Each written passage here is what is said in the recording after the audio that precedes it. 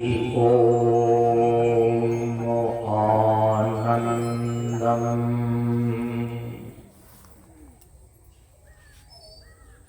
प्रशान्ति जीवन दर्शनम्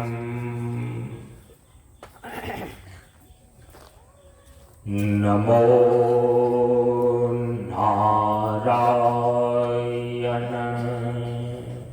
नारायणम्।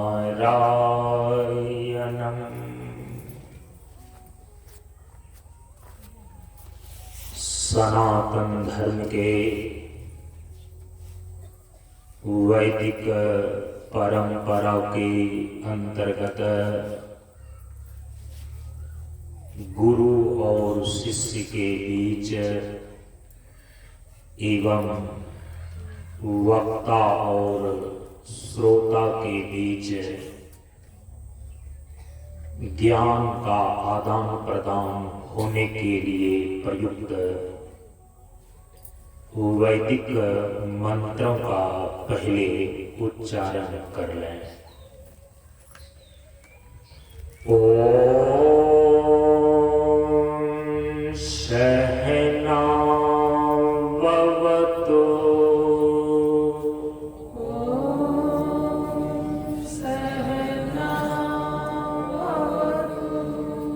सहनौ भुनक्तु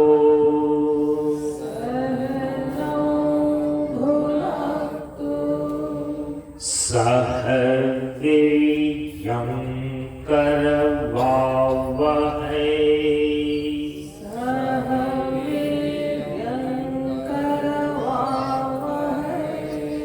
तेजस्विनावधीतमस्तु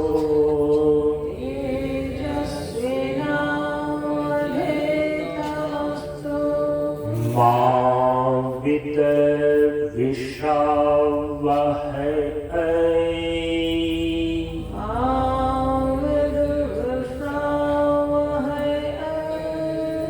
ओम शांति शांति शांति।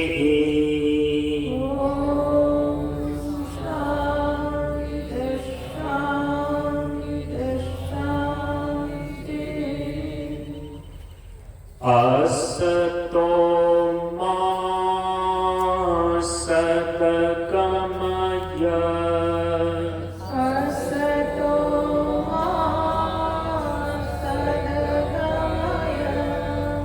तमसो मा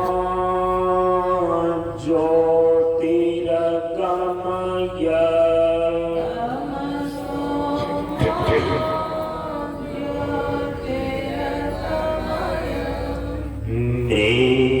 मृत्योर्मा अमृतं गमय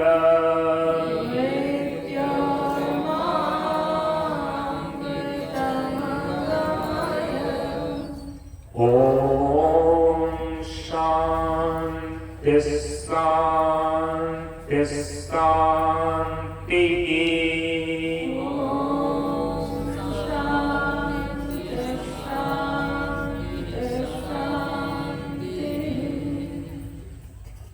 सभी लोग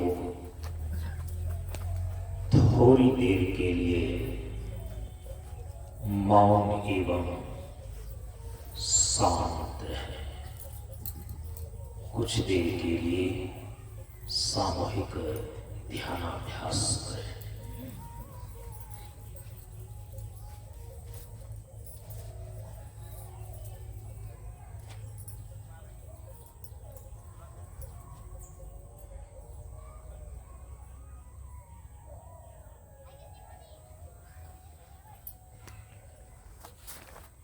नमो नारायण।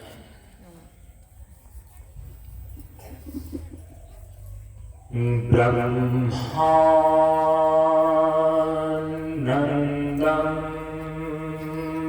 परम सुखदम्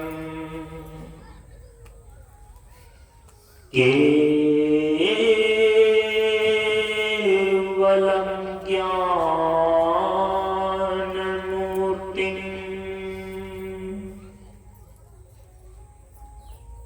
द्वन्द्वातीतं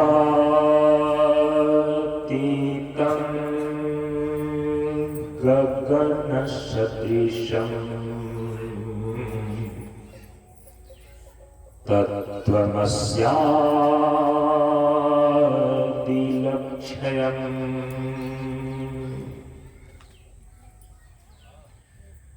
एकं नित्यं विमलमचलम्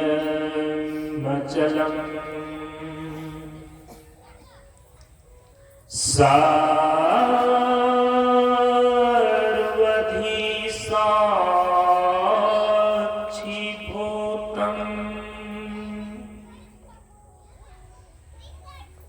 भावातीतं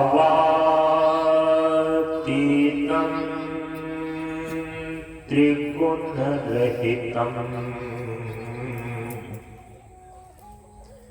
सद्गुरुं तं नमामि।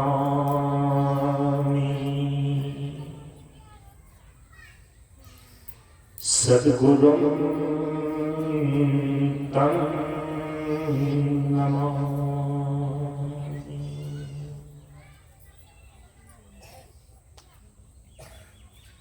श्री गुरु चरण स्पर्श अनुभूति। ज्ञान मार्ग सत्संग के सानिध्य में उपस्थित श्रद्धालु सत्संग प्रेमियों, ज्ञान बढ़े गुणवान के संगत, ध्यान बढ़े तपस्वी संग किन्हो,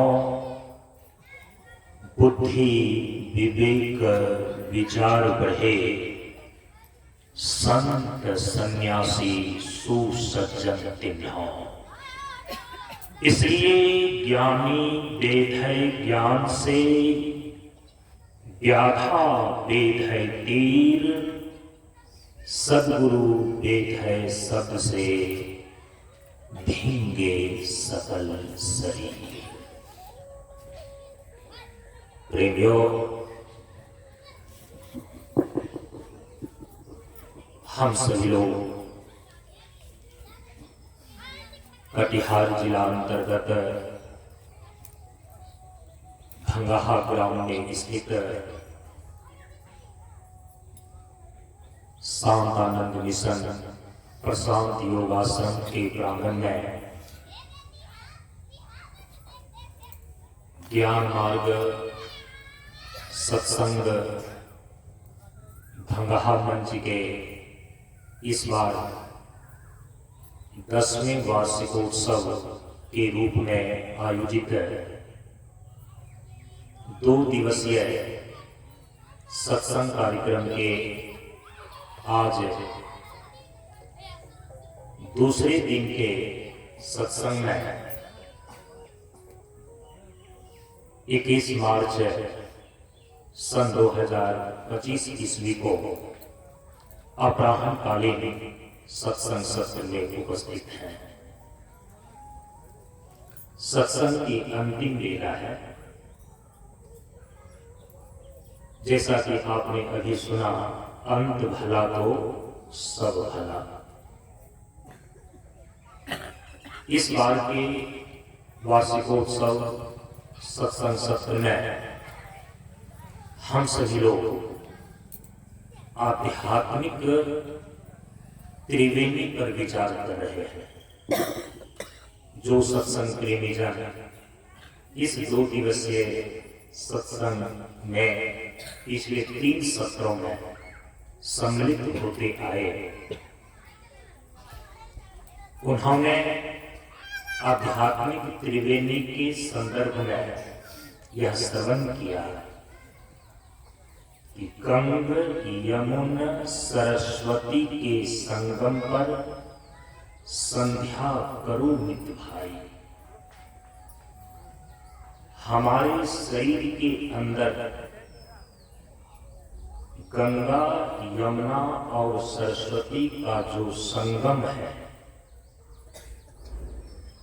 उसी पर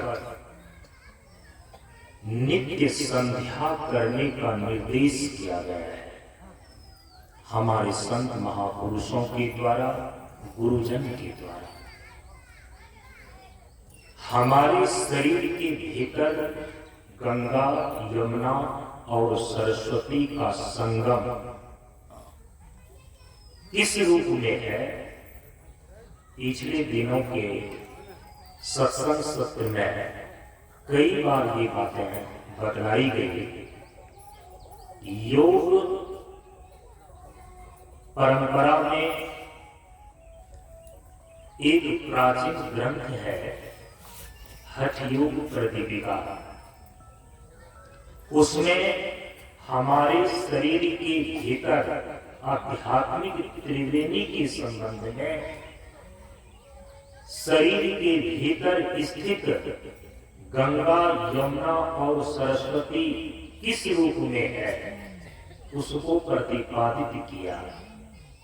हठ योग प्रदीपिका में लिखते हैं हमारे आचार्य कि गंगा, यमुना च सरस्वती ईडा पीडा सुषुम्ना नारी नामनी प्रचक्षते तस्य मध्ये स्थितं योगी ध्यान योगेन दुख रूप संसारम निवर्तते। हमारे शरीर के भीतर गंगा, यमुना और सरस्वती के रूप में इंगला, पिंगला और सुषुम्ना नारी स्थित है। गंगा को ईरा नारी के रूप में कही गई है शरीर के भीतर, यमुना को पिंगला नारी के नाम से कही गई है शरीर के भीतर, और सरस्वती को सुषुम्ना नारी के रूप में हमारे शरीर के भीतर नामी प्रचक्षते इस नाम से कही गई है। आगे निर्देश करते हैं कि तस्य मध्ये स्थितम्, यह जो आध्यात्मिक त्रिवेणी शरीर के भीतर गंगा, यमुना और सरस्वती का मिलन स्थान है, संगम है। तस्य मध्ये स्थितम् योगी ध्यान योग है। इसी पिंगला, पिंगला और सुषुम्ना के मिलन स्थान पर योगी जन स्थित होकर ध्यान के द्वारा क्या करते हैं, अपने अंतर जगत में प्रवेश करके अंदर की यात्रा करते करते परमात्मा तक पहुंच जाते हैं।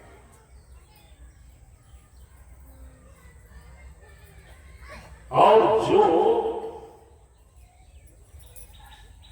इस आध्यात्मिक त्रिवेणी में अमृत स्नान के द्वारा अंतर जगत में प्रवेश करता है, इस अंतर जगत की यात्रा अंदर ही अंदर होती हुई परमात्मा तक जाती है। और जब इस जीवात्मा को अपने पूर्ण स्वरूप परमात्मा से मिलन हो जाता है, परमात्मा का अप्रोक्ष ज्ञान प्राप्त हो जाता है, तो इसका एक ही परिणाम होता है कि दुख रूप संसार निवर्तते। यह जो दुख रूप संसार है, इसका निवर्तन हो जाता है। निवर्तन का मतलब है सदा के लिए छूट जाता है। शरीर और संसार का बंधन इस जीवात्मा को सभी प्रकार का दुख देता है। और हमारे महापुरुषों के द्वारा एक परिनिष्ठित निर्णय दिया गया है और इस बात को गांठ बांध करके रख लेनी चाहिए। हमारे सभी शास्त्रों में, सभी महापुरुषों ने एक परिनिष्ठित निर्णय दिया है, अंतिम जजमेंट, कि जब तक कोई जीवात्मा इस शरीर और संसार के बंधन से बंधा हुआ है, तब तक वह किसी भी अन्य उपाय के द्वारा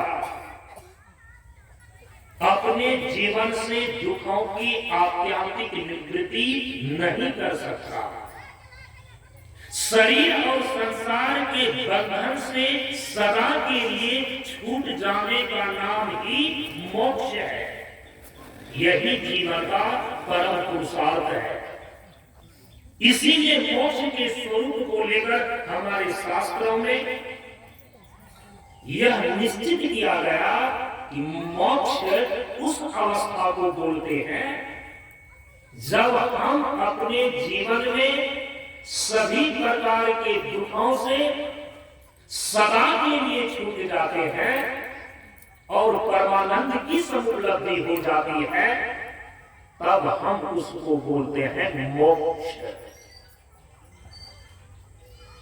संसार के सभी दुखों से वही छूट सकता है।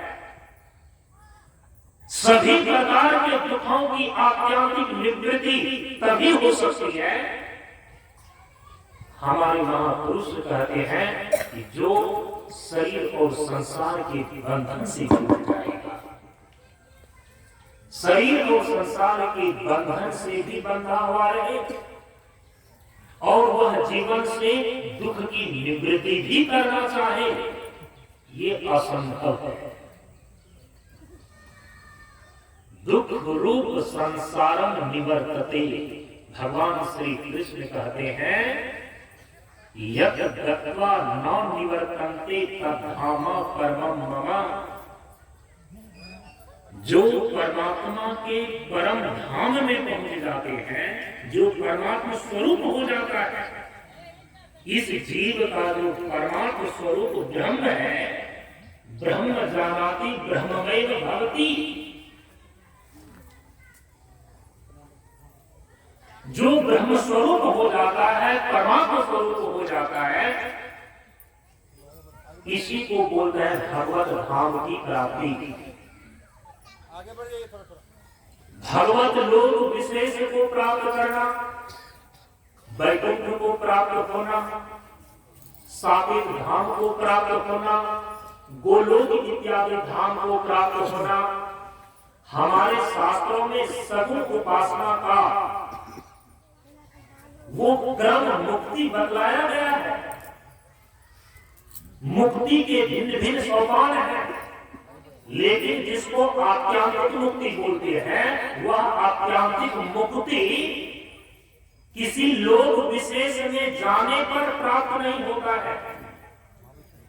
वह तो केवल परमात्मा के अपरोक्ष ज्ञान से प्राप्त होता है। परमात्मा सर्वव्यापक होने के कारण वो बाहर भी है और अंदर भी है। उस सनातन परमात्मा का अभिन्न अंश यह जीवात्मा है। केवल यह जीवात्मा अपने शुद्ध स्वरूप में ही सनातन परमात्मा के यथार्थ स्वरूप का अनुभव और अनुभूति करता है। अनुभव और अनुभूति करने का यंत्र, अनुभव और अनुभूति करने का साधन परमात्मा ने हमारे शरीर के भीतर दे रखे हैं। इसीलिए परमात्मा सर्वव्यापक होता हुआ, बाहर और अंदर होता हुआ, लेकिन उसकी अनुभव और अनुभूति किसी भी साधन को अपने अंदर होती है। इसीलिए अंतर्मार्गी बनना पड़ता है।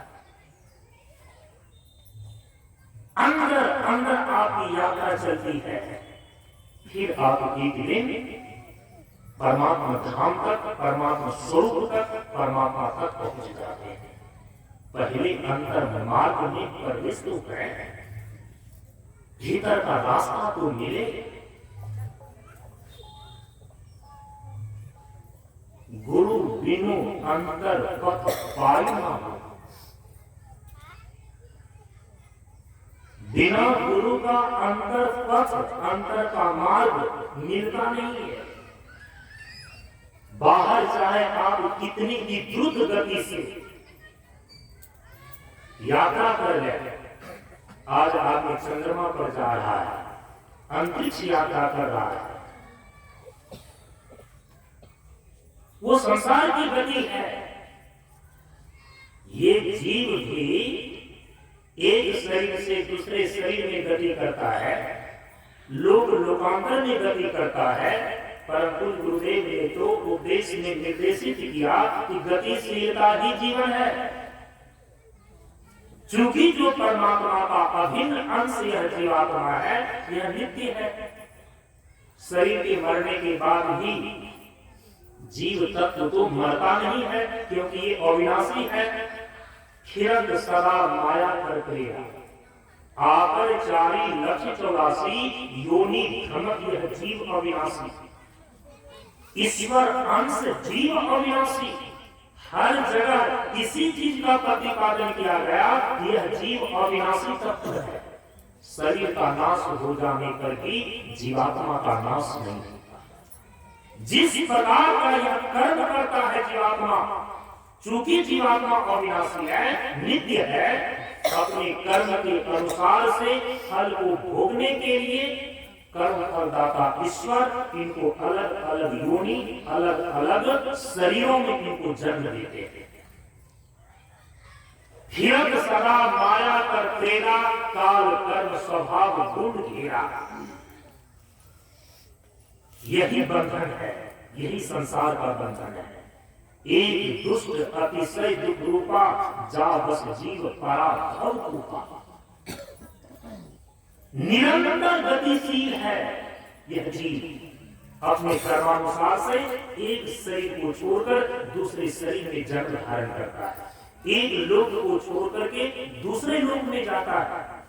यह जो देह देहांतर की यात्रा है, लोक लोकांतर की यात्रा है, इसको संसार की गति ही बताई गई है। ये संसार को पार नहीं कर पाता। भगवान श्री कृष्ण ने कहा कि जीव संसार में 3 प्रकार की गति करता है अपने कर्म के अनुसार से। यदि अच्छा कर्म करता है, शुभ कर्म करता है, तो ऊर्ध्वं गच्छन्ति सत्त्वस्थाः। जो सतोगी कर्म करते हैं, शुभ कर्म करते हैं, ऊर्ध्वं गच्छन्ति, उच्च योनि में जाता है और ऊर्ध्वलोक को प्राप्त करता है। मध्यम तिष्ठन्ति राजसाः, जो पाप पुण्य मिश्रित कर्म करता है, सत्य भी बोलता है और मौका पाता है तो झूठ भी बोल करके काम निकाल लेता है। धर्म का भी पालन करता है, लेकिन अधर्म भी उससे हो जाता है। इसको बोलते हैं कृष्ण शुक्ल कर्म, योग की भाषा। इसको बोलते हैं मिश्रित कर्म, इसको बोलते हैं रजोगुणी कर्म, पाप और पुण्य से युक्त कर्म। जो ऐसा करता है, ऐसे जीव की गति मध्यम होती है। मध्यम तिष्ठन्ति राजसाः। भगवान कहते हैं, लेकिन जो जीव अपने जीवन में गर्हित कर्म करता है, कुकर्म करता है, दुष्कर्म करता है, व्यभिचार, चोरी, नशा, हिंसा इत्यादि में लिप्त रहता है, अतो गच्छन्ति तामसाः। ऐसे तमोगुणी कर्म करने वाले, ऐसे दुराचार करने वाले जीवात्मा की जो गति होती है, अतो गच्छन्ति, निम्न योनि में और निम्न लोक में, नरक इत्यादि में वो चला जाता है। जल रूप में जो शरीर स्थावर है, पेड़ पौधे, पहाड़ पहाड़ इत्यादि शरीर को धारण करता है, वहां पर ज्ञान और चेतना का प्रकाश उसके अंदर सोया पड़ा हुआ लुप्त रहता है। लेकिन यह जो गति है, चाहे ऊर्ध्व गति हो ऊपर के लोग उच्च योनि में, मध्यम गति हो मनुष्य में, और निम्न गति हो, निम्न योनि में ये संसार की ही 3 प्रकार की गतियां हैं। ये संसार का ही संसार कहलाता है। मोक्ष कहते हैं संसार की गति को पार कर जाना, संसार की गति से परे चला जाता। इसीलिए आप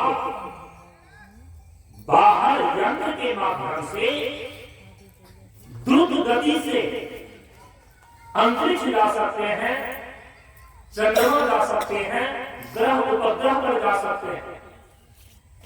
कर्म और उपासना के बल पर आप लोग विशेष में गति कर सकते हैं, स्वर्ग जा सकते हैं, गोलोक इत्यादि भगवत धाम जा सकते हैं। लेकिन आत्यांतिक मुक्ति, मोक्ष की प्राप्ति देहांतर और लोकांतर में जाने से नहीं होती है। उच्च लोक को प्राप्त करने से या भगवत धाम इत्यादि को प्राप्त करना ये आत्यांतिक मुक्ति नहीं मानी गई है। आत्यांतिक मुक्ति तो केवल परमात्मा के अपरोक्ष ज्ञान से प्राप्त होता है। भगवान श्री राम ने अयोध्यावासी को यही बात समझाया कि धर्म ते विरति, योग ते ज्ञाना, ज्ञान मोक्ष प्रद वेद बखाना। यह वेद का सिद्धांत है। वेदांत में इसका प्रतिपादन किया गया है कि रीते ज्ञानात् न मुक्ति। हे लक्ष्मण, जब तक तुम ब्रह्म और आत्मा का अपरोक्ष ज्ञान नहीं प्राप्त कर लेते हो, जब तक इस जीव को जीव और ईश्वर की एकता का ज्ञान प्राप्त नहीं हो जाता है, तब तक आत्यांतिक मोक्ष की प्राप्ति नहीं होती। मुक्ति को प्रदान करने में तो केवल आत्मज्ञान, ब्रह्म ज्ञान, ब्रह्मात्म विज्ञान ही समर्थ है। रीति ज्ञानात्मा मुक्ति, ये उपनिषद की घोषणा है। इसके लिए आपको भीतर चलना होगा। आत्मा का ज्ञान बाहर नहीं होता है, परमात्मा का ज्ञान बाहर नहीं होता है। बाहर जो आप ये श्रवण कर रहे हैं, ये श्रवण के द्वारा बोध आपको अपने भीतर घटित होगा। जहां से भीतर जाने का रास्ता मिलता है ना, उसी की बात यहाँ पर बताई जा रही है कि सुषमन घात में उतरू है। अपने भीतर जाने का रास्ता कहां से मिलता है? कहा कि वो है ये दसम द्वार, ये है आध्यात्मिक त्रिवेणी। इसके घाटों से तुम नीचे उतरो।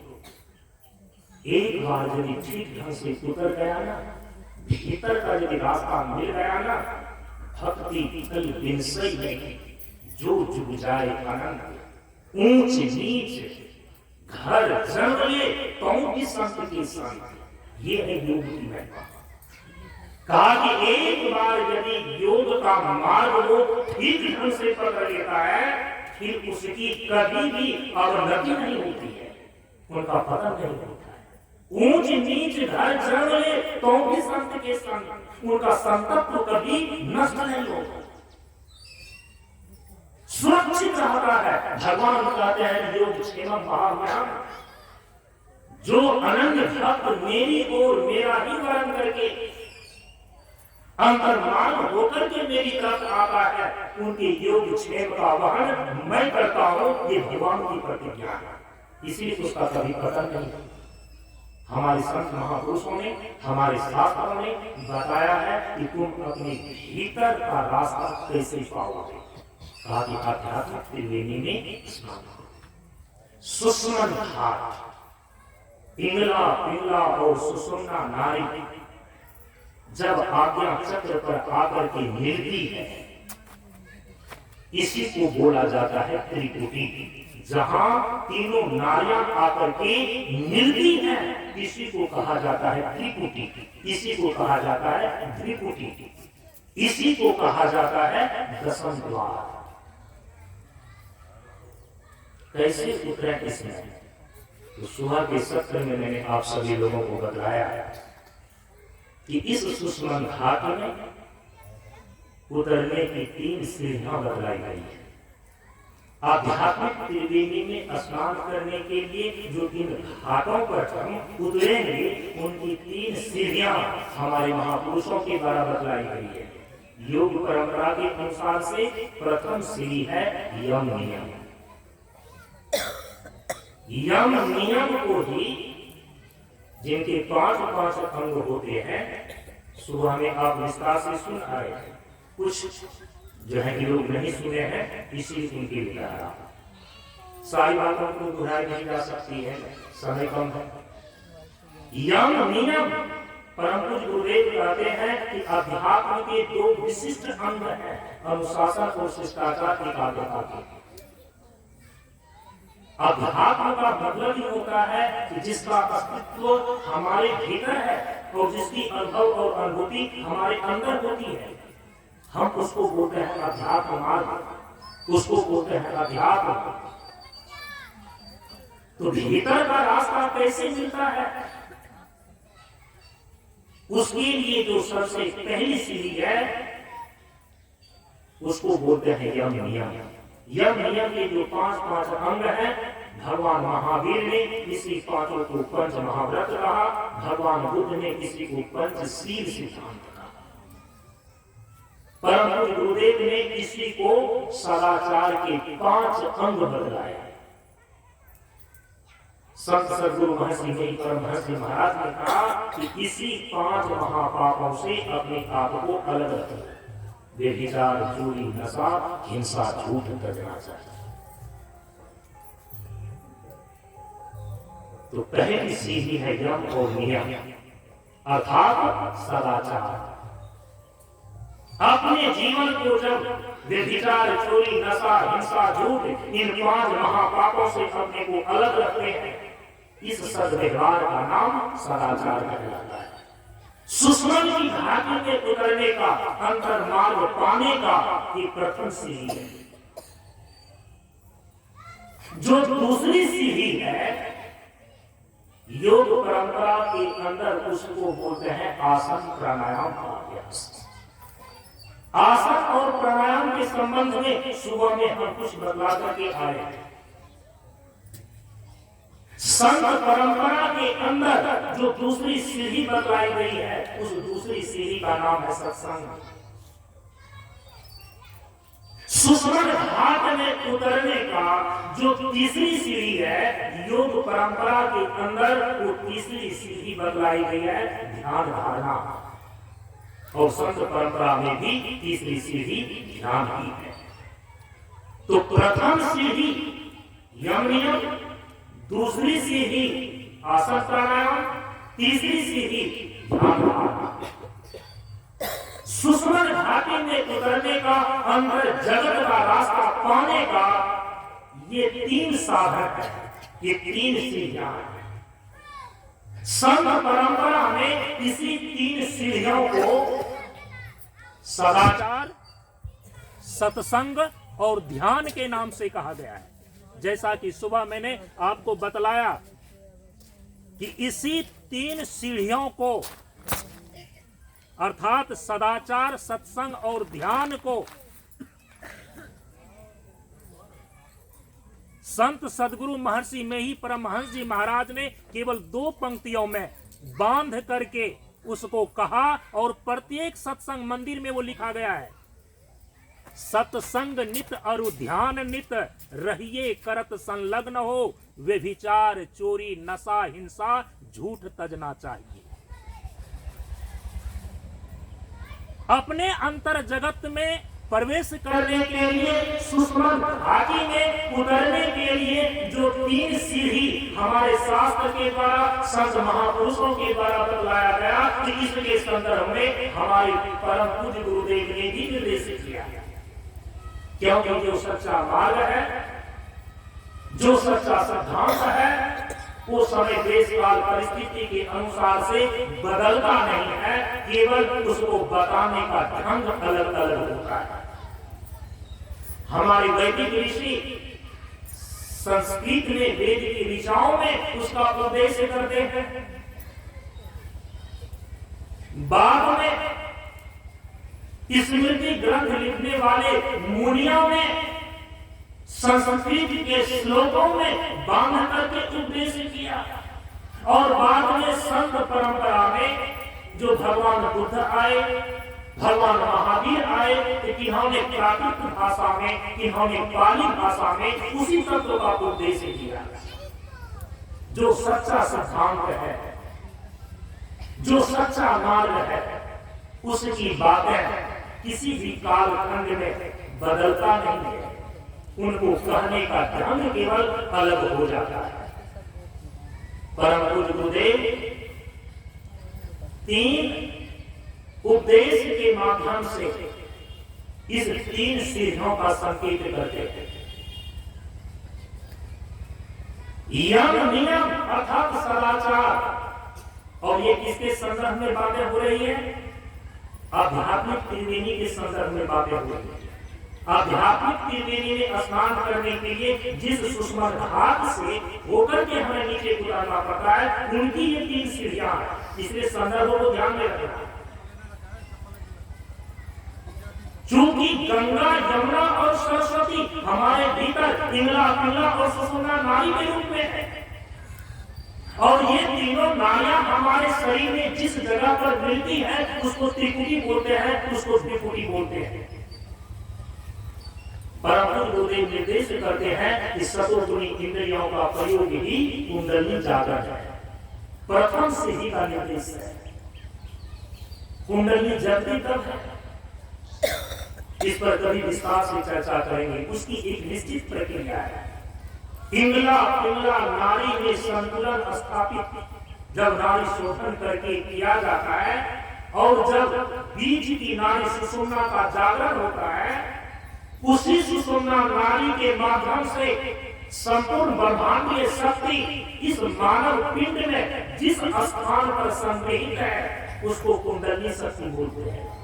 ये कुंडली शक्ति अभी आपकी सुषुप्ता अवस्था में है, और यदि इस कुंडली शक्ति को न जगाया जाए, ब्रह्मांडीय चेतना की शक्ति को जागृत न किया जाए, तो इसी सुषुप्ति अवस्था में मनुष्य की मृत्यु हो जाती है।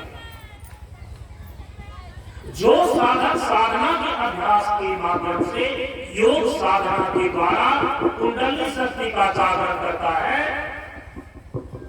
इसी सुषुम्ना मार्ग के द्वारा वह कुंडली की शक्ति हमारे शरीर में नीचे चक्रों का भेदन करते हुए ऊपर की ओर चढ़ती है। और जानते हैं, पिंगला पिंगला नाड़ी में संतुलन स्थापित होकर जब सुषुम्ना का मार्ग खुलता है, सुषुम्ना का मार्ग खुलने पर ही कुंडली की शक्ति नीचे से ऊपर की ओर चढ़ती है, और वही कुंडली की शक्ति जब इस त्रिपुटी में पहुंचती है, इस त्रिपुटी में पहुंचती है, तब हम उसको बोलते हैं आध्यात्मिक त्रिवेणी। और दूसरी सीढ़ी के लिए इसीलिए परम पूज्य गुरुदेव निर्देश करते हैं कि आज्ञाकारिता में आज्ञा चक्र जागरण संभव है। सतोगुणी इंद्रियों का प्रयोग करके, सदाचार का पालन करके, यम नियम का पालन करके जब साधक अपने भीतर कुंडली शक्ति का जागरण करता है, तो वह कुंडली की शक्ति, ब्रह्मांडीय चेतना शक्ति शरीर के भीतर सुषुम्ना नाड़ी होकर ऊपर की ओर चढ़ती है, और जैसे जैसे कुंडली की शक्ति सुषुम्ना नाड़ी होकर ऊपर की ओर चढ़ती है, वैसे वैसे आपके चेतना का धरातल बदलते चला जाता है, अनुभव और अनुभूति का धरातल बदलते चला जाता है। नीचे के चक्रों पर जब तक कुंडली की शक्ति रहती है तो उनको अंधकार दिखाई देता है। ऊपर के चक्रों पर जब कुंडली की शक्ति पहुंचती है और जिस समय त्रिपुटी तक पहुंचती है, उसी समय उनको प्रकाश की अनुभूति होने लगती है। इस त्रिपुटी से ऊपर जब कुंडली की शक्ति सहस्रार और ब्रह्मरंध्र में पहुंचती है, तब पिंड से ब्रह्मांड की यात्रा आरंभ हो जाती है। ये है कुंडली शक्ति का रहस्य। तो परम पूज्य गुरुदेव ने दूसरी सीढ़ी के संबंध में संकेत किया अपने उपदेश में कि आज्ञाकारिता में आज्ञा चक्र जागरण संभव है। आज्ञा चक्र जागरण का अर्थ होता है कि उस साधक ने अभ्यास के बल से गुरु के मार्गदर्शन में इंद्रा और पिंगला नारी का शोधन करके उसमें समानता लाया।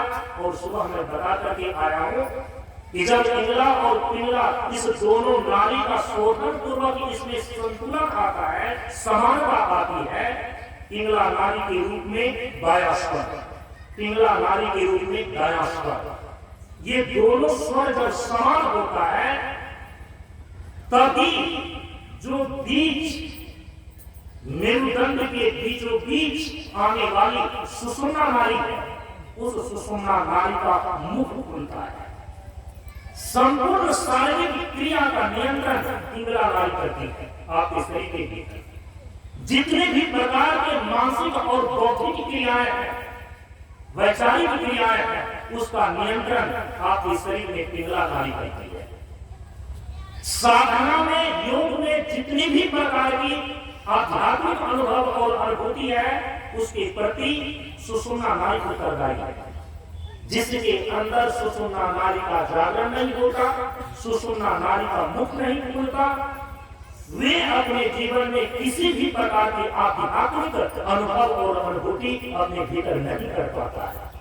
और मैं आपको दावे के साथ कहता हूं कि यदि किसी भी साधक को अपने अंदर में आध्यात्मिक अनुभव और अनुभूति हो रही है, हुई है, तो भले ही उनको कुंडली योग, कुंडली शक्ति का विज्ञान मालूम न हो, इंगला पिंगला और सुषुम्ना नारी का विज्ञान मालूम न हो, लेकिन यदि आध्यात्मिक अनुभव और अनुभूति से वह गुजर रहा है तो जाने अनजाने उसके अंदर सुषुम्ना नारी का जागरण हो गया है। सुषुम्ना नारी का मुख खुलता है आज्ञा चक्र में। तो आज्ञा चक्र के जागरण का अर्थ होता है कि इंगला पिंगला दोनों नारियों का शोधन पूर्वक संतुलन बन करके सुषुम्ना का मुख खुल गया। सुषुम्ना नारी का मुख खुलना ही आज्ञा चक्र का जागरण है। और याद रखिए, उसी सुषुम्ना नारी के मुख से यह जीवात्मा भीतर में प्रवेश करता है। इसीलिए इसको कहा दशम द्वार। जब तक आप इस सुषुम्ना का जागरण नहीं कर लेते, जब तक आपका आज्ञा चक्र जागृत नहीं हो जाता, तो याद रखिए तब तक आपको अंदर का मार्ग नहीं मिला। इसीलिए साधक को चाहिए यदि वो अपने जीवन में ईश्वर दर्शन करना चाहता है, परमात्मा का दर्शन करना चाहता है, अपने जीवन में आध्यात्मिक मुक्ति का लाभ लेना चाहता है, तो अपने भीतर अंतर्मार्ग की खोज करे। और वो अंतर्मार्ग मिलता है सुषुम्ना के जागरण से। और जब सुषुम्ना का जागरण होता है, इसी सुषुम्ना घाटी में उतरने के लिए ना ये 3 सीढ़ियां बताई जा रही है, सदाचार, सत्संग और अंतिम तीसरी सीढ़ी है ध्यान। जो दृढ़ ध्यान का अभ्यास करता है, चूंकि वो तीसरी सीढ़ी है, तीसरी सीढ़ी पर गहराई में नीचे उतरने के लिए ऊपर के 2 सीढ़ियों से पहले नीचे आना पड़ता है। जो सदाचार का पालन करता है, जो नित्य सत्संग करता है, योग परंपरा के अनुसार से कहें कि यम नियम का पालन पूर्वक जो आसन और प्राणायाम को साधता है, उसी में पूरी संभावना होती है कि गंगा यमुना सरस्वती के संगम पर संध्या करो मित्र भाई। वो गंगा यमुना और सरस्वती अर्थात इंगला पिंगला और सुषुम्ना नारी के मिलन स्थान सुषुम्ना घाटी पर अपने ध्यान को स्थिर कर सके, ये पूरी संभावना बनती है। परम पूज्य गुरुदेव ने इसीलिए इस ध्यान के विषय में तत्व वंदना के अंदर निर्देश किया कि सत संगति में पाया है साधन सुंदर ध्यान। यह जो तीसरी सीढ़ी सुषुम्ना घाटी में उतरने की ध्यान है, इस ध्यान के विषय में अब यहां पर परम पूज्य गुरुदेव कह रहे हैं सुंदर ध्यान। संध्या के समय में जब हम योग साधना के प्रशिक्षण कक्षा में बैठे बैठे ध्यान कराते लोगों को, ध्यानाभ्यासियों को, तो मैंने उस समय कल संध्या में एक बात बताई थी। ध्यान करने में जो है ना, एक है सुंदर ध्यान, एक है बंदर ध्यान, और एक तीसरा है छुछुंदर ध्यान। वो समझने के लिए बता रहा है। जैसे कि गुरु के प्रकार में हमारे संत महापुरुष समझाते हैं ना, एक होता है पत्थर गुरु, पत्थर के साथ। पत्थर को यदि पानी में रखिए वो स्वयं डूब जाता है। अब पत्थर के साथ कोई बंधा हुआ रहे उसको भी वो डुबा देता है। तो संसार में एक पत्थर के समान पत्थर गुरु होते हैं, उनको स्वयं का ज्ञान नहीं है, स्वयं भीतर का रास्ता नहीं पाया है, लेकिन गुरु बनने का उनका जो है शौक है, और वैसे शिष्य भी मिल ही जाते हैं। लेकिन ऐसे पत्थर गुरु से जो बंध जाता है ना, वो संसार सागर को पार नहीं करता है, भव सागर में ही डूब जाता है। गुरु और शिष्य दोनों की दुर्गति हो जाती है। लेकिन दूसरा जो गुरु है ना, उसको बोलते हैं पत्थर गुरु। पत्थर गुरु का मतलब होता है जो पत्ते के समान है। पत्ता को पानी में रख दीजिए, पत्ता स्वयं तैरता है, लेकिन उसके अंदर इतनी क्षमता नहीं होती, उस पत्ते पर कोई बैठ जाए तो वो पत्ता उसको पार कर दे, नदी पार नहीं कर सकता। पत्ता पर जो ही आदमी बैठेगा वो पत्ता डूब जाएगा और आदमी भी डूबेगा, लेकिन पत्ता फिर बाद में पानी के ऊपर आ जाता है। कुछ ऐसे गुरु हैं कि जो अपने स्वयं को इस संसार से पार करने का सामर्थ्य रखते हैं, साधनशील है, भजनशील है, अंतर्मुखी है, लेकिन उनके अंदर इतनी क्षमता नहीं आई है वो दूसरे को भी पार लगा है। वो समर्थ गुरु नहीं है, इसलिए पत्थर गुरु। और तीसरा है कत्थल गुरु।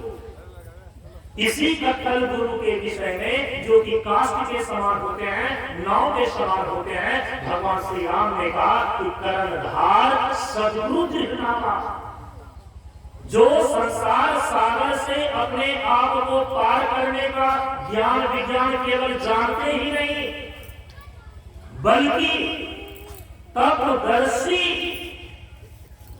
उस ब्रह्मात्म तत्व का साक्षात्कार करके उन्होंने अपने आप को संसार सागर से पार कर लिया है, वे मुक्त हो गए हैं।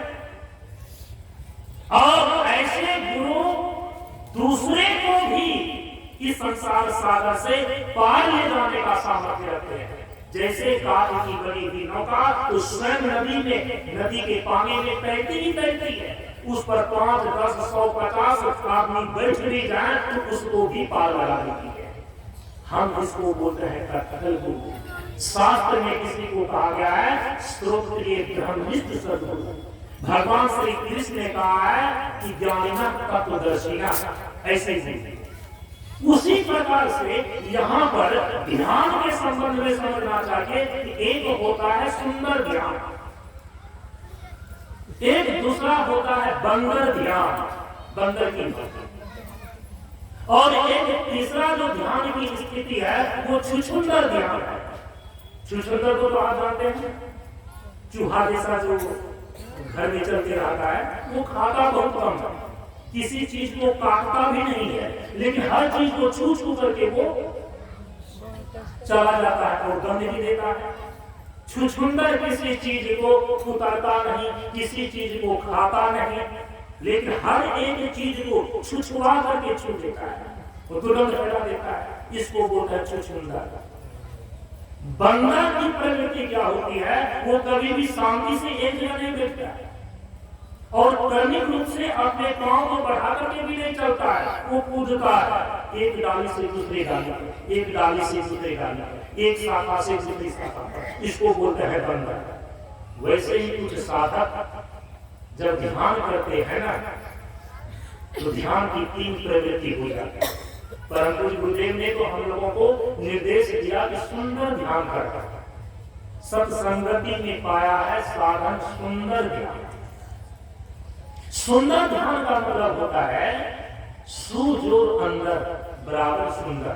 पहले के लोग समझ रहे हैं, सु माने सुव्यवस्थित ढंग से, अच्छी प्रकार से। अंदर माने अंदर जाने के लिए। अब तो बगुला भी मछली को खाने के लिए नदी के किनारे इतना ध्यानस्थ रहता है, उनके ध्यान का क्या करना, ताकि बको ध्यान। उदाहरण कर दिया गया बको ध्यान। यहाँ बको ध्यान नहीं है, यहाँ सुंदर ध्यान।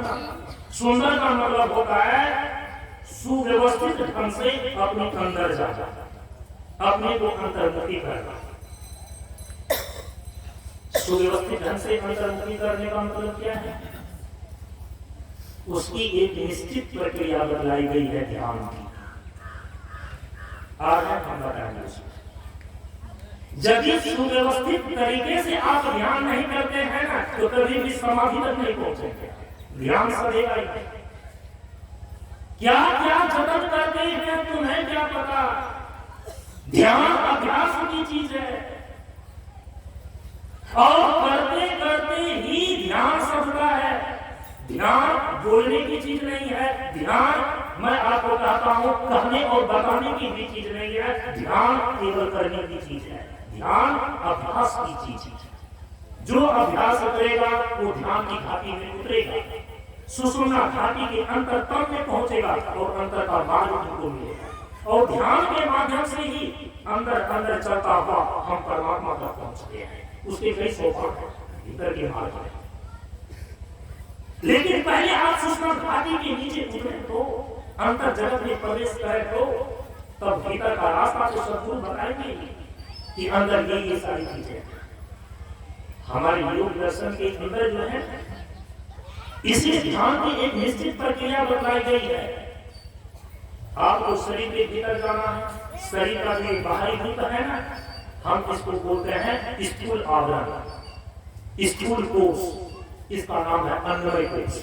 तो शरीर की 5 कोठरियां हैं, 5 आवरण हैं। और भीतर भीतर जाने का मतलब है कि एक कोष को पार करके दूसरे कोष में जाना, दूसरे कोष को पार करके तीसरे कोष में जाना, तीसरे कोष को पार करके चौथे में जाना, चौथे को पार करके 5वें में जाना। और जब 5वीं कोठरी में आप पहुंच जाते हैं तो 5वीं कोठरी से 6ठी कोठरी में बिना गुरु के हाथ पकड़े, क्योंकि आपके शरीर के भीतर जो 5वीं कोठरी है ना, वो एक ऐसी अंधेरी गुफा है। आपको आश्चर्य होगा कि सूक्ष्म शरीर अंदर जगत में प्रवेश करने पर प्रकाश दिखाई देता है साधक को। लेकिन प्रकाश दिखाई देने के बाद जब आगे की यात्रा करते हैं, एक ऐसी अंधेरी गुफा से इस साधक को गुजरना होता है, जिसको योग की भाषा में 5वीं कोठरी, 5वीं कक्ष बोलते हैं। उसमें जिस साधक का आज्ञा चक्र सुषुम्ना का जागरण हुआ है, केवल और केवल गुरु की आज्ञा को, गुरु के आदेश को, गुरु के संकेत को केवल वही सुन सकता है, क्योंकि उस समय आपकी शारीरिक और मानसिक चेतना रहती ही नहीं। कभी कभी आपने रेल से यदि आप यात्रा किया होगा ना, वो रेल जब किसी सुरंग में प्रवेश करता है, किसी गुफा में जब प्रवेश करता है, शायद मुझे लगता है कि जमालपुर से जब भागलपुर जाते हैं, एक छोटा सा सुरंग मिलता है। आप देखिएगा कि जब तक वो ट्रेन सुरंग में भीतर नहीं गई है, तो ट्रेन के डिब्बे में भीतर सब कुछ दिखाई पड़ता है, प्रकाश ही प्रकाश है। उस सुरंग में भीतर जब तो ट्रेन के डिब्बे प्रवेश करता है ना, बिल्कुल अंधेरा छा जाता है, कुछ दिखाई नहीं पड़ता, जबकि गति हो रही है। और उस सुरंग से पार कर जाने पर फिर प्रकाश ही प्रकाश है। प्रकृतिगत जो प्रकाश है, प्रकृतिगत जो चेतना है, ये अंतर्मुखी होने पर भीतर अंतर ज्योति के रूप में जो प्रकाश दिखाई देता है। लेकिन आपको इस प्रकृति की सीमा को पार करने की जब अंतिम स्थिति आ गई है, जिसको अव्यक्त प्रकृति बोलते हैं, प्राकृतिक स्तर से तो वह अव्यक्त प्रकृति जब तीनों गुणों का लय होता है, तो महाप्रलय की स्थिति आ जाती है। केवल और केवल गुरु अपनी युक्ति के द्वारा ही अपने योग्य शिष्य को हाथ पकड़ करके उस अव्यक्त प्रकृति के अंधेरी गुफा से बाहर निकालते हैं। वहां पर केवल और केवल कोई बुद्धि और कोई युक्ति काम नहीं करती, गुरु कृपा ही केवल काम करता है।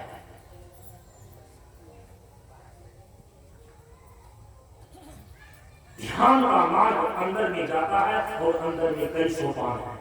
जो पांचवी कोठरी है ना, आकाश तत्व से बना हुआ आनंदमय कोश, आनंद तो है लेकिन अंधेरा अज्ञान है। एक बार यदि उसको पार आपने कर लिया तो फिर परमात्मा ही परमात्मा है। पांच तत्व से बना हुआ आपका यह शरीर, इसमें पांच आवरण, पांच कोठरी है। पृथ्वी तत्व से बना हुआ अन्नमय कोश, इसके भीतर जल तत्व से बना हुआ प्राणमय कोश, इस प्राणमय कोश के भीतर अग्नि तत्व से बना हुआ मनोमय कोश, मनोमय कोश के भीतर जो चौथी कोठरी है वायु तत्व से बना हुआ विज्ञानमय कोश, और इस विज्ञानमय कोश के भीतर आकाश तत्व से बना हुआ जो पांचवी कोठरी है उसका नाम है हिरण्मय कोश अथवा आनंदमय कोश।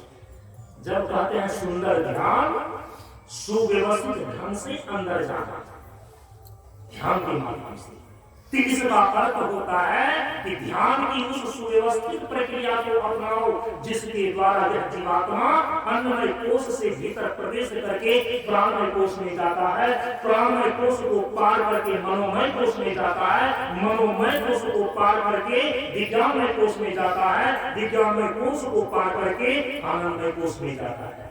और आनंदमय कोश को पार कर लेने पर शरीर के सारे बंधन छूट जाते हैं, प्रकृति की सीमा पार कर जाते हैं आप। प्रकृति पार है कौन? शरीर के परे कौन है? पांचों कोषों से अधिक कौन है? तीनों शरीर से पृथक कौन है? प्रतिदिन चौपाई में बुलाते हैं प्रकृति पार कौन? प्रकृति पार, प्रकृति पार प्रभु। अरे प्रकृति के पार कौन है? प्रकृति से पारंगत कौन है? प्रकृति का अधिष्ठान कौन है? प्रकृति का सर्वसर्वा कौन है? प्रकृति का स्वामी कौन है? प्रभु। प्रकृति पार प्रभु वही सद्गुरुवासी। स्थूल सूक्ष्म कारण शरीरात व्यतिरिक्ता पंचकोशातीत सन अवस्था करे साक्षी सत्य चित आनंद स्वरूप सन यह तिष्ठति सौ आत्मा। तीनों शरीरों से पृथक, पांचों कोषों से अतीत अर्थात पार, और जागृत स्वप्न और सुषुप्ति तीनों अवस्थाओं का साक्षी पूरे में रहने वाला सच्चित आनंद शुद्ध आत्मा है। सुंदर ध्यान का मतलब होता है कि सुव्यवस्थित ढंग से इस पांचों कोषों को, तीनों शरीरों की सीमा को पार करना। जब ऐसी ध्यान की प्रक्रिया आप दृढ़ता पूर्वक अपनाते हैं तो परम पूज्य गुरुदेव कहते हैं इसकी संज्ञा है सुंदर ध्यान। और इसी पांचों कोषों को पार करने के आधार पर ही योग के जो ग्रंथ योग दर्शन है, योग सूत्र है, उसमें योग की क्रियाओं के प्रमुख 5 अभ्यास यम नियम का पालन पूर्वक करके जिस समाधि तक पहुंचने के लिए निश्चित किया गया है, यम नियम का पालन पूर्वक जो योग की क्रियाओं का 5 अभ्यास करता है वही साधक एक दिन अपने अंतर्मार्ग से गुजरता हुआ समाधि तक पहुंच जाता है। समाधि में परमात्मा का दर्शन है, समाधि में आत्मदर्शन है, समाधि में ब्रह्म दर्शन है। वो 5 योग की क्रियाएं, योग की क्रियाओं के 5 अभ्यास जो 5 कोषों के आधार पर योग सूत्र में निश्चित किया गया है, आसन, प्राणायाम, प्रत्याहार, धारणा और ध्यान, योग की क्रियाओं के ये 5 अभ्यास है। अन्नमय कोष को लेकर आसन का अभ्यास है, योग की व्याख्या। अन्नमय कोष के भीतर जो दूसरा प्राणमय कोष है, प्राणमय कोष को लेकर योग की क्रियाओं के अभ्यास में प्राणायाम की क्रिया है। प्राणमय कोष के भीतर जो मनोमय कोष है, मनोमय कोष को लेकर के योग की क्रियाओं के अंदर जो अभ्यास को निश्चित किया गया है उसी को बोलते हैं प्रत्याहार की क्रिया। मनोमय कोष को लेकर के प्रत्याहार का मतलब होता है कि अपने मन को संसार के विषयों से बार बार लौटाकर अपने भीतर ध्येय पर रखना। ध्यान का जो केंद्र है, ध्यान में जिसका आलंबन लेकर के ध्यान किया जा रहा है उसी पर अपने मन को रखना, उसी में मन को लगाना। क्योंकि मन पूर्व वासना के कारण से, संसार के विषयों में आसक्त होने के कारण से वो खुद काम करते रहता है, मन भटकते रहता है। लेकिन उस भटके हुए मन को समझा बुझाकर बाहर के विषयों से बार बार लौटाकर अपने अंदर ध्यान के विषय पर अपने ध्येय पर रखना, ये प्रत्याहार की क्रिया कहलाती है। तो मनोमय कोष को लेकर के योग क्रिया के अंदर प्रत्याहार का अभ्यास है। मनोमय कोष के भीतर जो विज्ञानमय कोष है, इसी विज्ञानमय कोष को लेकर योग क्रिया के अंदर धारणा का अभ्यास है। क्योंकि मन को ध्येय वस्तु पर बार बार धरने पर धारणा सिद्ध होती है, और मन ही एक ऐसा साधन है कि जिस ध्येय वस्तु पर यह मन स्थिर हो जाता है, उस वस्तु का, उस तत्व का जो यथार्थ स्वरूप है उसकी अनुभव और अनुभूति होने लगती है। यदि मन स्थिर नहीं है, धारणा सिद्ध नहीं हुई है, तो आप ध्यान की गहरी अवस्था में नहीं पहुंच पाएंगे। किसी भी तत्व या वस्तु के यथार्थ स्वरूप का दर्शन आप नहीं कर पाएंगे। इसीलिए विज्ञानमय कोष से संबंधित जो योग की क्रिया का अभ्यास है, शास्त्र में उसको बोलते हैं धारणा का अभ्यास। विज्ञानमय कोष के भीतर जो पांचवा आकाश तत्व से बना हुआ हिरण्यमय कोष अथवा आनंदमय कोष है, इसी आनंदमय कोष को लेकर के योग क्रिया के अंदर जो अभ्यास निश्चित किए गए हैं उसको बोलते हैं ध्यान का अभ्यास।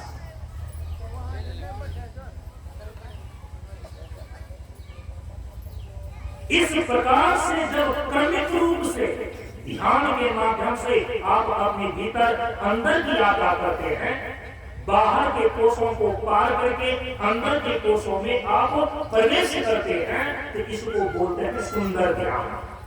बंदर ध्यान किसको बोलते हैं?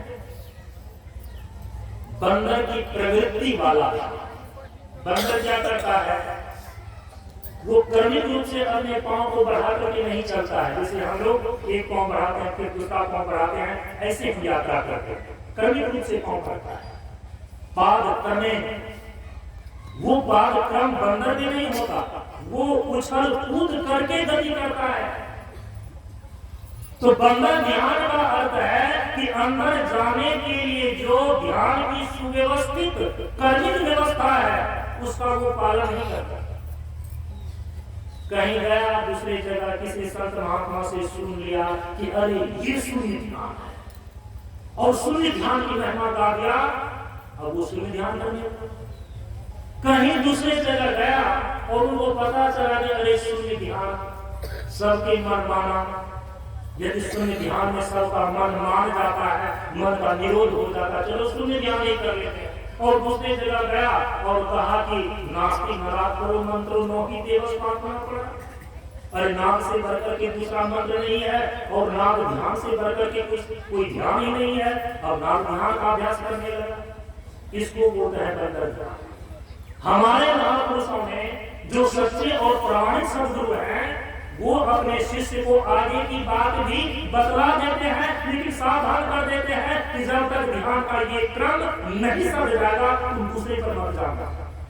एक क्रम साधे नहीं और दूसरे पर कूद करके चले गए, इसी को बोलते हैं बंदर ध्यान। बंदर ध्यान से बचिएगा, कभी ध्यान नहीं समझेगा। एक ही ध्यान के क्रम को साधने में वर्षों लग जाए। मैं आपको कहता हूं कि एक जन्म लग जाए कम है, लेकिन यदि ध्यान के एक सोपान को आपने पार कर लिया ना, भक्ति फल विनशय नहीं, जो जुग जाए अनंत। आप रिजर्व हो गया, वो आरक्षित हो गया, कोई आपको उससे हरा नहीं सकता, कोई छीन नहीं सकता। इसलिए जल्दीबाजी ना करें। परम पूज्य गुरुदेव ने कहा कि ध्यान धैर्य साकार हमारे रोम रोम को करे गुजारे। ध्यान वही कर सकता है जिसके अंदर धैर्य। कैसा धैर्य? धरती कहती धैर्य मत छोड़ो, सिर पर कितना ही हो भार, न भराता है इतना फैलो ढकलो को सारा संसार। जिनके अंदर धैर्य नहीं है, छोटी मोटी बात से उसका मन विचलित हो जाता है। सुख दुख का झोंका आया, अपने आप में वो विचलित हो गया, वो ध्यान नहीं कर सकता। इसीलिए सुख और दुख दोनों को सहने की क्षमता बनाइए, द्वंद्व को सहने की क्षमता बनाइए, क्योंकि आप द्वंद्व के बीच में जी रहे हैं, इसे भाग नहीं सकते। इस द्वंद्व को सहने की क्षमता बनाइए, सहिष्णु बनिए, धैर्य रखिए। परिस्थितियां अच्छी आती हैं, वो भी चली जाती हैं, परिस्थितियां बुरी आती हैं, वो भी चली जाएंगी। अच्छी परिस्थिति आती है, आप सुखी संपन्न हैं, आप अभिमान मत कीजिए, अभिमान में डर मत रहिए, क्योंकि इंद्र के स्वर्ग भी कभी कभी छीन जाते हैं, रावण के सोने की लंका भी जल जाती है, तो कम से कम आपका जो साम्राज्य है ना, वो तो स्वर्ग जैसा नहीं है। आपकी जो अच्छी परिस्थिति है ना, तो सोने की लंका जैसी नहीं है। जब सोने की लंका नहीं रहती है, इंद्र का साम्राज्य नहीं रहता है, वो भी बदल जाता है, तो आप अपनी सुखद परिस्थिति पर पिछलाइए मत, उसको भी सहिए। और यदि दुखद परिस्थिति आ जाती है ना, उससे भी घबराइए मत, अपने चित्त को विचलित मत होने दीजिए, अपने गुरु पर और ईश्वर पर पूर्ण भरोसा रखिए, अटल विश्वास रखिए, तब आपका ध्यान सकेगा। ध्यान धैर्य साकार हमारे, बंदर ध्यान को छोड़ दीजिए, जल्दीबाजी मत कीजिए। मानस जब सदा नहीं, मानस ध्यान सदा नहीं, और आगे ध्यान की तरफ में पहुंचे। बिंदु ध्यान सदा नहीं, कहीं नाद ध्यान की महिमा सुने और उस पर दौड़ गए, ऐसा जाता। इसको बोलते हैं बंदर ध्यान। और छुछंदर ध्यान को बिल्कुल अलग। छुछंदर ध्यान तो सबसे बेकार। कुछ ऐसे होते हैं, उनको जानकारी होती है कि ध्यान का ये क्रम है, सत्संग में सुना, जैसे आज ही सुन रहे हैं कि चलो ये ध्यान का ये क्रम है। अब वो क्या करते हैं, क्योंकि संत महापुरुष को घंटे 2 घंटे 2-4 दिन के लिए सत्संग सुनाने के लिए आते हैं, पता नहीं किस लोगों को फिर कब सुनने को मिलेगा, तो बहुत सारी बातें एक साथ ही बता देते हैं, लेकिन एक साथ ही सारी बातें थोड़ी समझेंगे। एक चीज को साधने के लिए मैं तो आपको प्रेमियों कह रहा हूं कि यदि एक जन्म में भी समझ जाए तो कम है, ये जन्म जन्मांतर की यात्रा है।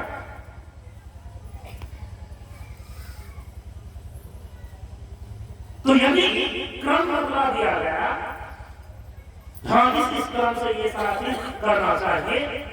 अब वो किसी ध्यान के एक सोपान पर दृढ़ता के साथ लंबे समय तक अभ्यास नहीं करता, वो छुछुतर की भांति क्या करता है, यदि कहीं किताबों में पढ़ लिया, ग्रंथों में पढ़ लिया, संत महापुरुषों से सुन लिया कि हाँ ध्यान का ये क्रम है, मानव ज्ञान है, दृष्टि साधन है, नादानुसंधान है, ये अपने आप में जो है परमात्मा से अपरोक्ष ज्ञान की स्थिति है। अब वो क्या करता है, सारे सोपान को प्रतिदिन यदि 10 मिनट ही ध्यान के लिए बैठा है, 20 मिनट ही ध्यान के लिए बैठा है, 45 मिनट ही ध्यान के लिए बैठा है, वो सारे क्रम को केवल कोटा पूरा करने के छू लेता है। 1 मिनट मानस का, 1 मिनट मानस ध्यान, 1 मिनट जो है बिंदु ध्यान, 1 मिनट नाद ध्यान। अरे इससे काम चलेगा छुछुंदर करने से? ये केवल छू रहे हैं, कोटा पूरा कर रहे हैं? नहीं, आप अपने भीतर जानकारी में रखें कि आगे का ये क्रम है, लेकिन आप अपने भीतर देखिए कि आप साधे हैं कहां पर। जहां तक साधे हैं उससे आगे के सोपान में आप प्रयास करें, उससे जो दूर का सोपान है उसको छुछुंदर की भांति केवल छूने रोज नहीं, वैसे ध्यान सधेगा। इसीलिए इसके संदर्भ में जो है ना, परम पूज्य गुरुदेव ने कहा कि अपने भीतर सुंदर ध्यान लाओ, बंदर ध्यान को छोड़ो और छुछुंदर ध्यान को छोड़ो। अब यहाँ पर देखिए सुषुम्ना घाटी में उतरने के अब जो ये 3 सीढ़ियां निश्चित कर दी गई, यम नियम, आसन प्राणायाम, धारणा ध्यान, सदाचार, सत्संग और ध्यान। और सत्संग ध्यान, सत्संग तो कर ही है, सदाचार का पालन तो आप ही को करना है। अब ध्यान के समय जो आप ध्यान करते हैं उसमें जो ये पिंगला पिंगला और सुषुम्ना नाड़ी है, इसका विचित्र खेल है। जो पिंगला पिंगला नाड़ी का शोधन पूर्वक इसमें संतुलन ला लेता है ना, केवल उसी की सुषुम्ना नाड़ी जलती है। ये सुबह से आप सुन रहे हैं, सूरती जे चढ़ी चढ़ी, हाँ साथ लीजिए, हाँ मुझे याद है लेकिन मैं आप लोगों का साथ चाहता हूँ। सूरती जे चढ़ी चढ़ी चंद्र निहारते हो, लखत सूरज।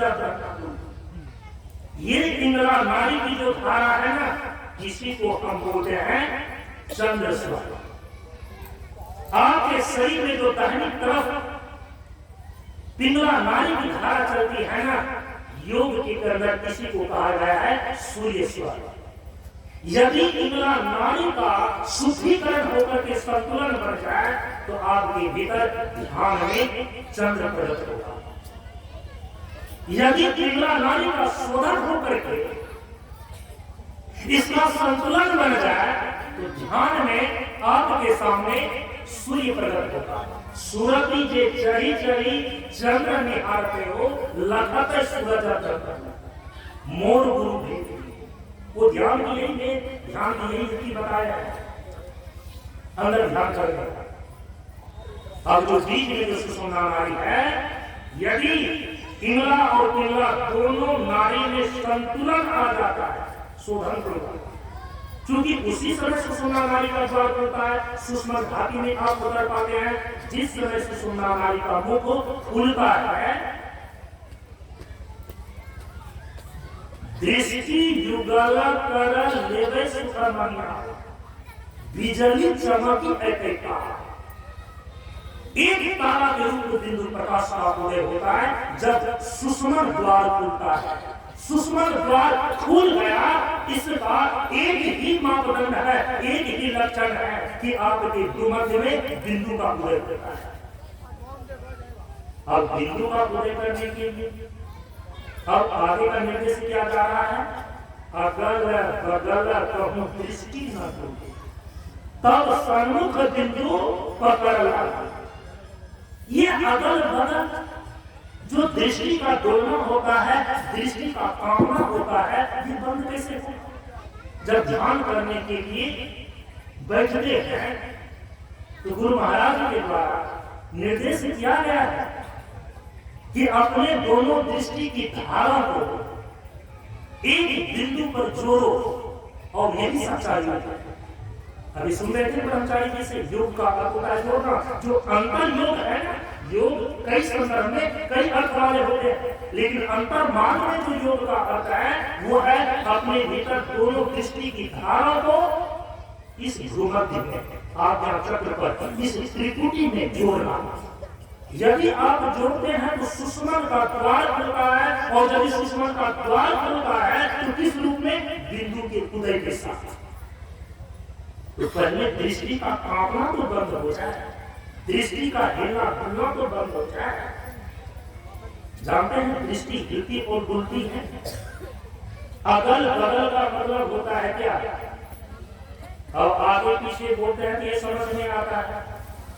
जहां है उसके पीछे, सामने है तो सम्मुख। अगल बगल का मतलब होता है बायां और दायां। वही तो मैं आपको बता रहा हूं कि आपके शरीर में जो बाईं धारा चलती है उसको पिंगला नाड़ी कहते हैं। आपके शरीर में जो दाईं तरफ धारा चलती है उसको पिंगला नाड़ी कहते हैं। अगल बगल, ये बाईं तरफ जो बाईं कीड़ा है और दाईं तरफ जो दाईं कीड़ा पिंगला है, इसका यदि आप ठीक ढंग से शोधन करके संतुलन बना लें, मैं आपको ये रहस्य की बात बता रहा हूं, करके आप देखिए, आपकी दृष्टि का कांपना बंद हो जाएगा। हठयोग प्रतिपिका में बड़े बड़े योगी लोगों ने अपने अनुभव और अनुभूतियों को लिखा है। यदि मौका मिले तो एक बार इसको पढ़ करके देखिए। इस बात को योग वासिष्ठ में भी लिखा हुआ है कि यदि तुम अपने भीतर प्राण की इन दोनों धाराओं को, जो इंद्रा और पिंगला नाड़ी के माध्यम से प्रवाहित होती है शरीर में, यदि इसको सम करके, यदि इसको शोधन पूर्वक संतुलन बना लो तुम इसमें, तो वो सुषुम्ना नाड़ी का जागरण होता है। और जो ही इंद्रा और पिंगला नाड़ी में संतुलन बनता है, आपकी दृष्टि का तड़पना बंद हो जाता है। ये दृष्टि का हिलना डुलना, अगल बगल जाना, ये बंद हो जाता है। जो ही दृष्टि स्थिर हो गई, इसका मतलब है कि सुषुम्ना का मुख खुल गया। और वो सुषुम्ना का मुख खुलना बिंदु उदय के साथ ही होता है। उस बिंदु में जिसकी दृष्टि टिक जाती है ना, अब वो बाहर की दुनिया से अंदर की दुनिया का रास्ता पाता है। और जब तक आपके अंदर भीतर सुषुम्ना का द्वार खुल करके बिंदु का उदय नहीं हुआ है, तो याद रखिए जितने भी प्रकार के आप धार्मिक कृत्य बाहर कर लेते, लेकिन आपको ये याद रखना होगा कि अभी आपको अंदर का मार्ग नहीं मिला है। सच्चे मायने में अभी आपकी आध्यात्मिक रास्ता आरंभ ही नहीं हुई है। इस प्रकार से आध्यात्मिक त्रिवेणी में हम स्नान करके हम अमर हो जाते हैं, क्योंकि परमात्मा अमर है। इसी सुषुम्ना घाटी के द्वारा हम अपने भीतर जगत में प्रवेश पाते हैं। और ध्यान का जो क्रमिक सोपान, जैसा कि सुबह में मैंने बतलाया कि पहले 4 प्रकार की समाधियां घटित होंगी। ध्यान की पहली अवस्था को हम समाधि बोलते हैं। संप्रज्ञात समाधि के 4 प्रभेद, वितर्कानुगत समाधि, विचारानुगत समाधि, आनंदानुगत समाधि और अस्मितानुगत समाधि। ये प्रकृति के सीमा तत्व में अपने भीतर घटने वाली समाधियां, प्रकृति की सीमा को पार करने पर जो अपने भीतर स्वरूप को लेकर के, परमात्मा स्वरूप में अवस्थिति को लेकर के जो समाधि की अवस्थिति बनती है, हम उसको निर्विकल्प समाधि बोलते हैं। और यही निर्विकल्प समाधि केवल कैवल्य प्रदान करता है, मुक्ति प्रदान करता है। तो आप लोगों के ध्यान में आध्यात्मिक त्रिवेणी के माध्यम से सुषुम्ना घाटी में 3 सीढ़ियों के माध्यम से कैसे उतर करके अमृत स्नान करेंगे, कुछ विचारों को प्रस्तुत किया। परम पूज्य गुरुदेव के श्री चरणों में इन विचार पुष्पों को समर्पित करते हुए, चूंकि 6 बजने वाला है और 6 बजे का समय ही मेरे लिए निर्धारित किया गया था, और समय का पाबंद जीवन का आनंद। ओम पूर्णमदः पूर्णमिदं पूर्णात् पूर्णमुदच्यते पूर्णस्य पूर्णमादाय पूर्णमेवावशिष्यते। ओम शांति शांति शांति। हरि ओम श्री गुरुभ्यो नमः। हरि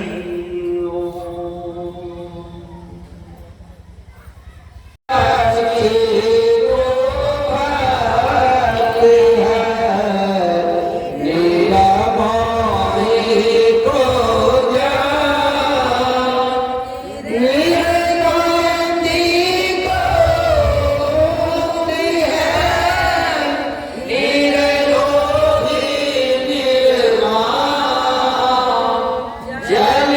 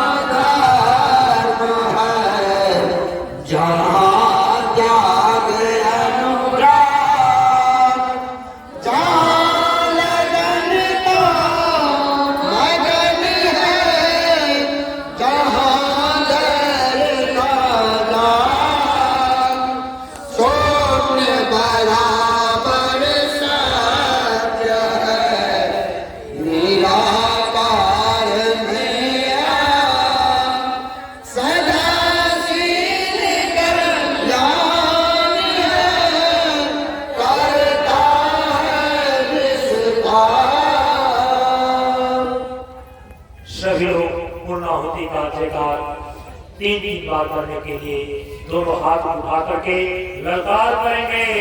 ज्ञान का विकास हो, ज्ञान का विकास हो, विकास हो, शिक्षा का विकास हो, शिक्षा का विकास हो, शिक्षा का विकास हो, मानवता का मानवता का मानवता का जीवन का जीवन का जीवन का बोलने में से किसान गुरु बाबा की किसान गुरु बाबा की किसान गुरु बाबा की बोलने में से सद्गुरु महाराज की श्री सद्गुरु महाराज की श्री सद्गुरु महाराज की शांत जीवन शांत जीवन शांत जीवन आप लोग इसे कर रहे हैं, शांत भाव से शांति पाठ करें। सभी लोग पीछे से एक साथ उच्चारित करेंगे, शांत हो। द्यो अंतरिक्ष पृथ्वी जल औषधि वनस्पति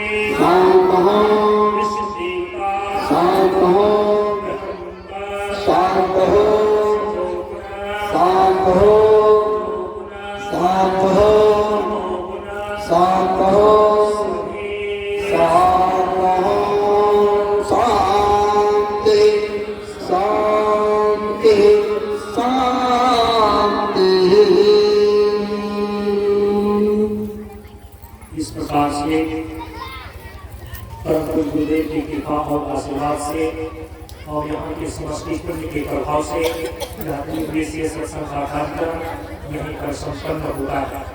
यहाँ के जन जन और कण कण का जीवन सुख शांति और समृद्धमय हो, इसी मंत्र का